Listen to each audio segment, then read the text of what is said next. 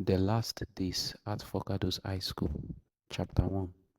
It was early in the morning and still dark when Jimmy Sholade woke up to some shaking him roughly. He groaned and mumbled to himself, half asleep.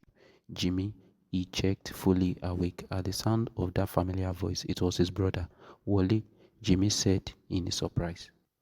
Yes, it is me, and his brother smiled in a way that showed only his upper teeth. Man, what? Jimmy began. They looked at each other delighted. No greeting, little bro. Wally smiled again. Sorry, does anyone know you are here? Does daddy? Jimmy did not complete the sentence. Instead, he embraced him tightly. I've missed you. Wally was thinner. Jimmy could feel it. Mom knows I'm here, Wally said. He too did not mention their father.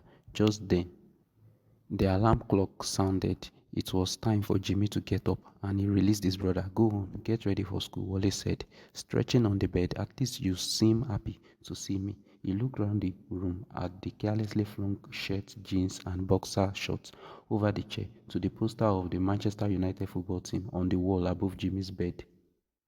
A typical boy's room, another worn-out poster of Tupac Shakur was pasted. I didn't remove it, even though it's an eyesore, Jimmy grinned. Everything just as you left it. Wally squeezed Jimmy's arm tightly. He picked up something from the bedside table beside Jimmy's music CDs, chemistry and mathematics textbooks. Man, this is some watch.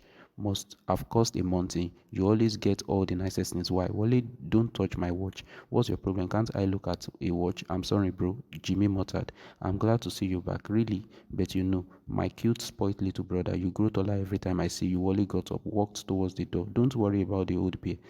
Better get ready for school. Here, I took some cash from my drawer. Hope you don't mind. Sighing, Jimmy plodded to the bedroom. Trust his brother to always collect things, but he was happy he was back. It was a new day and the beginning of his final year at school. Like his brother, he was as tall and long-limbed as an athlete. Though, unlike his brother, he had dimples when he smiled. He was 16 years old and he was already sprouting a beard. He flexed his right arm, noting that he had developed muscles. Good. He whistled as he took his shower, refusing to think about the morning surprise. The reason why was a long story, too long to think about on a brand new day. As Jimmy ate his breakfast of moi moi and brown pap, Wally sat on the sofa watching early morning cartoons on television. Their mother was in the kitchen with Risi Cat, their house help. It was like any other morning, peaceful almost as if Wally had never left. Then Mr. Solade came out of his bedroom yawning. He was a tall and well-built man with a head-shaved bald, and he wore a kaftan over his bulging tummy. Kemi, he began and stopped short and rubbed his eyes and rubbed them again just to make sure. Good morning, Papa, Wally said, and as an afterthought prostrated himself. He sounded as if he was enjoying himself. What are you doing here? His father said in a strangled voice. Mrs. Sholade came out running of the kitchen. Good morning, dear. Just relax and let me explain. Jimmy knew his father wouldn't listen. What is this good for nothing doing in my house? His father roared. Didn't I tell you never to set foot in here again? Get out before I call the police. Call her, Mrs. Sholade shouted. It if her high-tone voice could be called a shout. It's too early in the morning for this, and he is your son. You cannot treat him like this. You must not go on like this. She knelt down.